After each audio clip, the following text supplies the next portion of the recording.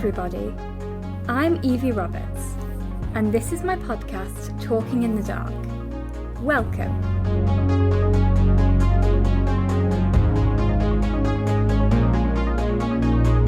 The aim of this podcast is to raise awareness about blindness, visual impairment, and disability in general, in a happy and light-hearted way.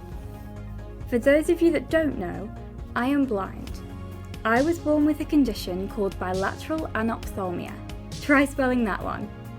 It basically means that when I was born, my eyes didn't develop properly, so I wear prosthetics instead.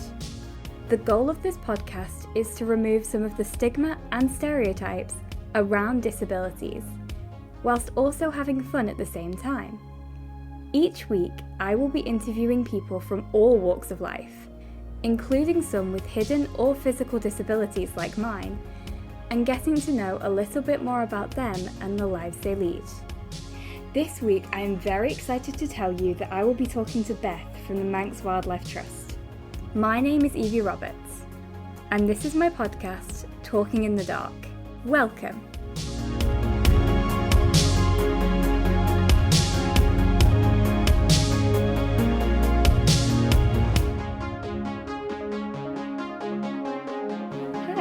Hi, Evie. Thanks for having me. No problem, it's great to have you. How are you? I'm good, thank you. How are you? I'm good, thank you. How's your day been? It's been good. Yeah. That's good. Have you had anything exciting happen recently? Oh, well, I've been going to lots of the different schools around the island and talking about lots of different nature topics and all about the wildlife here. Oh, that's lovely. Okay, so my first question, what does the Manx Wildlife Trust do? Oh, that is a brilliant question. Well, we do a lot of different things. So we have lots of different staff that do different roles. So we have engagement team, which means the people that go and talk to the public. So I go into different schools and people run different community events to engage people with wildlife. But then we also have the conservation team. So people who look after the wildlife themselves or the land around it. So how many staff do you have? Oh, that's a good question. Maybe around 15 staff, maybe, but we have a humongous team of volunteers, and that's really how we keep things going.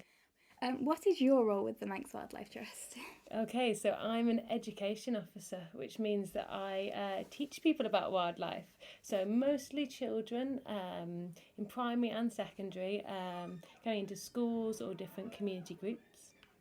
What made you want to join the Manx Wildlife Trust? Oh, well, the Wildlife Trust is a huge organisation across the UK and some of the British Isles, and so I really wanted to work for them. And I saw this position on the Isle of Man, a place I'd never been before, and I thought, wow, that would be an incredible place to talk about wildlife. Oh, wow, so you grew up in the UK? I grew up in the UK, yes. I'd never been here before. Oh, wow, that's amazing. Yeah. Do you enjoy living over here? Yeah, I really do. I've only been here 2 months, but it's amazing. People are friendly. Just the nature is just beautiful. Wow, 2 months is actually a really short time, isn't Yeah. it? Okay, what's your favourite part of working for the Manx Wildlife Trust? I think seeing kids' excitement when they find something in nature. So whether it's a little bug or seeing a bird and just seeing them get really excited and really engaged with it is really exciting. Oh wow, I think nature's so beautiful, isn't it? It's really Yeah. exciting to discover different things. Yeah, absolutely. Do you like to discover different things? Oh in yeah, nature? I love like sitting and listening to the birds. Oh, amazing. I find that really relaxing. Yeah, me too. What are the biggest challenges for the Manx Wildlife Trust? Oh, that's a good question. I mean, I think obviously a huge challenge is as we know, the climate is changing, and we really believe in nature-based solutions, which means we believe that nature can actually help us make the climate better. So it's all sort of in a circle. So it's just trying to let people know about how amazing the nature is here and how helpful it can be for us going forward as the planet keeps changing. Oh yeah, I mean, I guess climate change is a really big thing, isn't it? Yeah, huge topic. Do you learn about it at school? We've done a little bit in biology about like global warming and pollution and stuff. And yeah, I guess I didn't realise how big of a problem it was until I started learning about it. Yeah, but I think it's important that we don't all get really negative about it, because it's a huge thing, but if we just feel really sad and overwhelmed by it, we won't be able to tackle it. And I think that's where nature can bring some positivity to the conversation. Oh yeah, definitely. You sort of do have to have like a positive outlook, don't you? Yeah, I think so. Okay, so I actually have a really good friend, and she does a lot of talks and podcasts. And recently, actually, I think last week, she was talking about the bears in China, and they are killed and their bile is used in medicine. And she was saying how important it is to raise awareness and take care of vulnerable animals. Absolutely. So, my next question, why is conservation so important? Wow. Well, I suppose if left, without any conservationists, then there would be no protection of the different animals, and different species would go extinct. For instance, we've got a fantastic farmland bird officer, and the tree sparrow, unfortunately, is slowly becoming extinct on the Isle of Man. But he's really working to find those birds and help preserve them so that we have them for futures to come.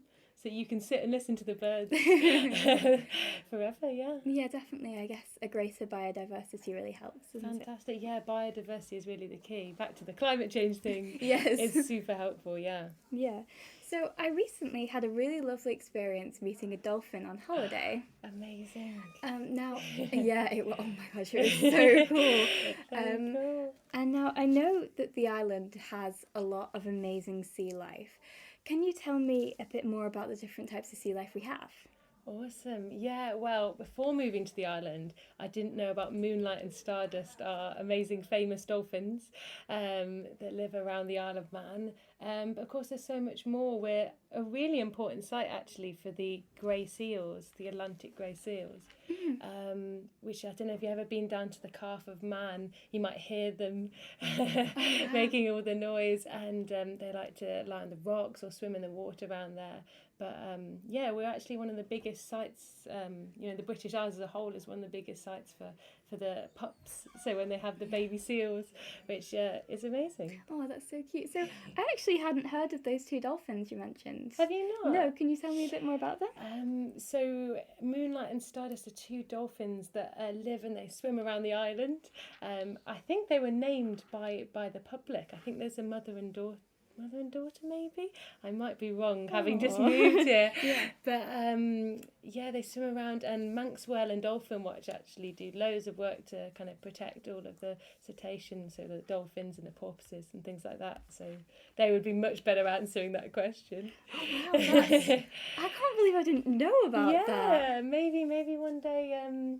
They might be swimming past in the harbour. Maybe, that would be cool. At least I know who they are then. Yeah. So there's been a lot of news recently about the Wallabies living in the Curraghs. Yes. I believe the Manx Wildlife Trust succeeded in counting them. Can you tell us how you did this? Yeah, so effectively they got a team, I think from the UK, that came over, and they used kind of drones to survey the area at night. And they use these sort of like thermal imaging cameras, which means they get to sort of see the wallabies. And someone carefully counted how many wallabies there would be, and made sure that they were an expert, so they weren't accidentally counting rabbits or anything like that, because we got quite a few of them. Yeah, and just to find out sort of where they live and how many we have, and also the sort of condition they're in, whether they're healthy, things like that. That's so cool. Do you know how many we do have? Oh gosh, I think it was around 600. Oh wow. Which is a lot of wallabies. A lot, yeah. Because initially I believe only 3 escaped from the wildlife park, so to have 600 now is huge. That's crazy, yeah. I forgot they were like escaping from the wildlife park. Yes. Okay, so what can people do to help the Manx Wildlife Trust? Oh, well, you can always do things to help wildlife in your own garden, in your own natural habitat, really. Yeah. Because whilst not everyone sort of, including myself, can be a conservationist, we can all sort of do little things like just like not mowing our grass as often at home, or not raking up our leaves, just to provide like habitats for different wildlife. But I think what's fantastic is people like you who raise awareness of wildlife. So just learning about all the different amazing things that live on the island, and that would just help us to care for it a bit more. Yeah, and it's so cool to see all the different types of wildlife, isn't it? Like, even in your own garden. Amazing. How do you like to experience wildlife in your garden? You said you listen to the birds. Yeah, I would say the birds are my favourite thing, but if my mum ever sees anything that she thinks is cool, then she'll describe it to me. Do you like to sort of feel, would you ever get up close and feel the plants or something? Oh yeah, we do have quite a lot of plants that I, will go up and feel like, and I'll help her plant new ones when she gets them. Fantastic. Okay, so my last question for you, do you have any upcoming events? We always have fun events coming up in the Wildlife Trust. A big one coming up is our Festival of the Sea. Mm-hmm. So that's where the amazing divers go out and they collect all sorts of different sea creatures, and they put them in these carefully made tanks that have a constant flow of seawater, so the animals are looked after very well.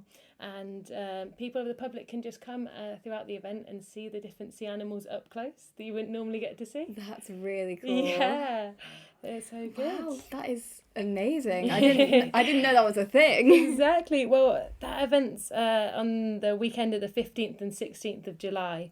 But throughout the summer we have all sorts of events. Like I do sort of events with mostly younger children, but there's all sorts of things going on, rock pooling, or just different ways to get up close with nature. Well, that's brilliant, and I hope people who've listened to this podcast will come to those events, hopefully. Fantastic. I hopefully see you there. Oh, yes, hopefully. Okay, so they are all my questions. Thank you so much for answering them. Well, thank you for having me. No problem, and thank you to my audience for listening, and I will see you all next time.